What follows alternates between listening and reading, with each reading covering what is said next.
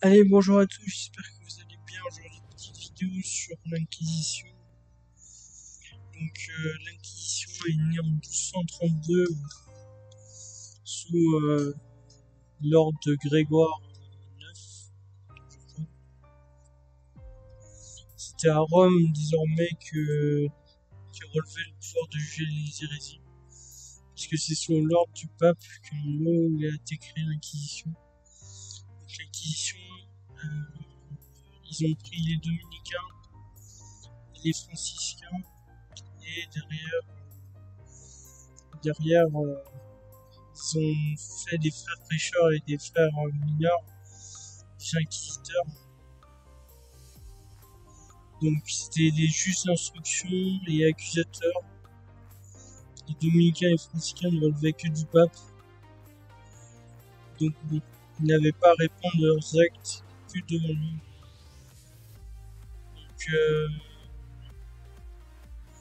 Donc ils avaient rien à...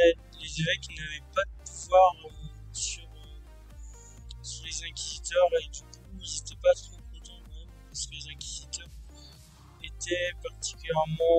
ils pouvaient faire absolument ce qu'ils voulaient tant que ça gênait pas le pape. Du coup il y a plein d'évêques qui n'ont pas accepté ce fait-là, et cette nouvelle ordre. Le peuple du Midi fut très hostile à cette nouvelle ordre qui était l'Inquisition, parce qu'il savait que c'était pour mettre au bûcher pas mal de gens et faire en sorte de détruire de bon tout ce qui était hérésie, c'est-à-dire les cathares. Donc en 1235, les dominicains avaient déclenché à Toulouse une mission d'amener les gens à se repentir des péchés et de dénoncer les hérétiques. Donc là, ils commencent à avoir des missions un peu à Toulouse, tout ça, où ils essayent de voir où sont les cathares et comment les dénoncer, enfin, amener les gens à les dénoncer et à se repentir aussi de leurs péchés, tout ça. Sauf que à Toulouse, comme c'est une ville très cathare, et bah ils vont tout simplement se faire virer. Sur le consul, les consuls vont tout simplement interdire aux habitants d'aider les frères prêcheurs. Et ils vont se faire expulser de Toulouse. Les habitants se soulevèrent à Toulouse et les inquisiteurs se font expulser de la ville tout simplement. Donc ça c'est déjà un fait assez grave. Mais vient s'ajouter un fait encore plus grave, c'est à Avignonnet, le 28 mars 1242. C'est l'arrivée des inquisiteurs à Avignonnet. Et du coup, Pierre Roger de Mirepoix, qui est seigneur de la forteresse de Montségur, va décider de justement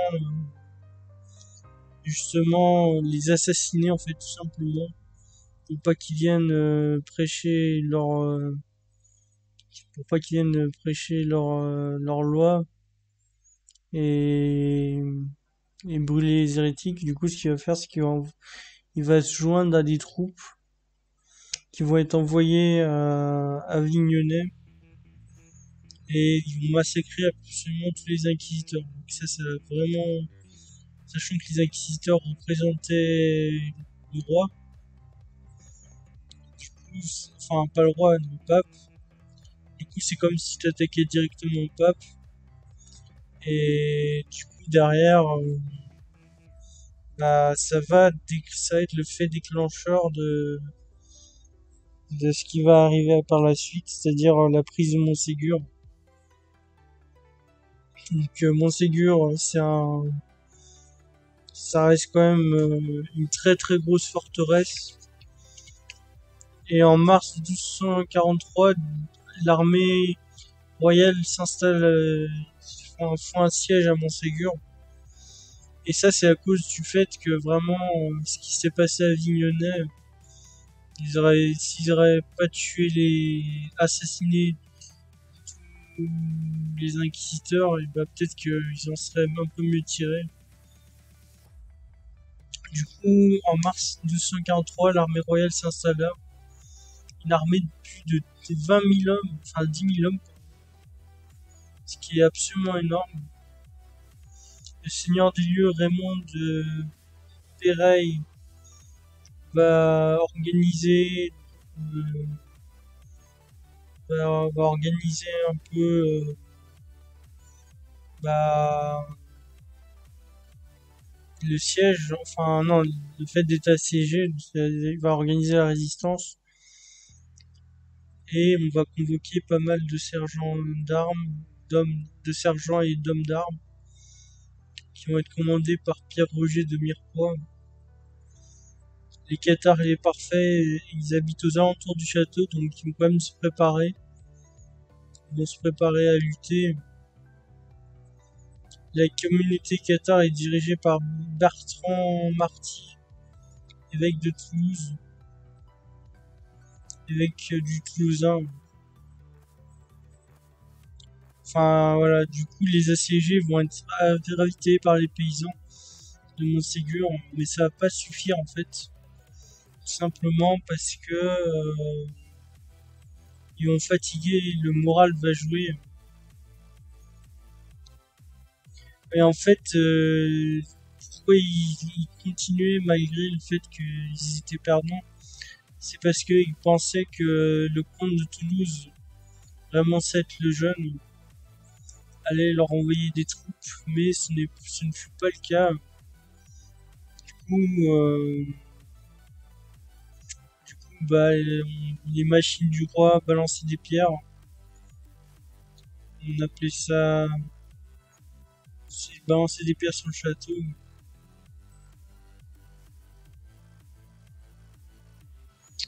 Malgré toutes les ressources s'épuisèrent et la volonté de résistance s'affaiblit. Donc il y a beaucoup moins de volonté de combattre. Et en mars 1244, s'engagent des négociations avec le sénéchal de Carcassonne.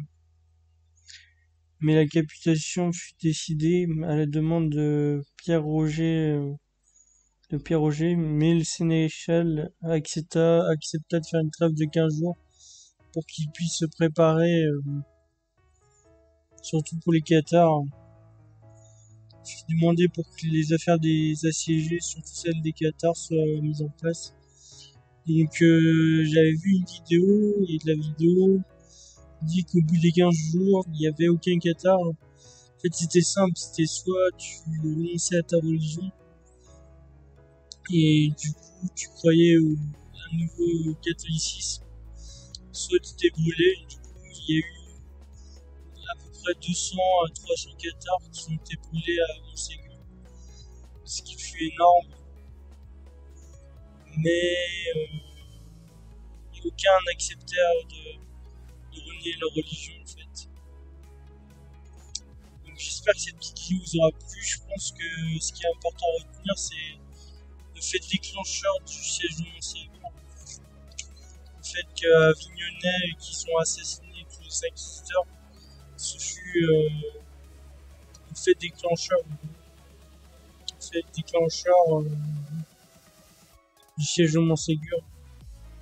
En tout cas, j'espère que vous avez aimé cette petite vidéo sur l'Inquisition. On va essayer d'approfondir un peu plus sur les trésors, notamment les trésors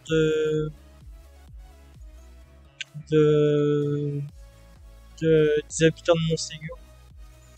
Moi, en attendant la prochaine, je vous dis une chose.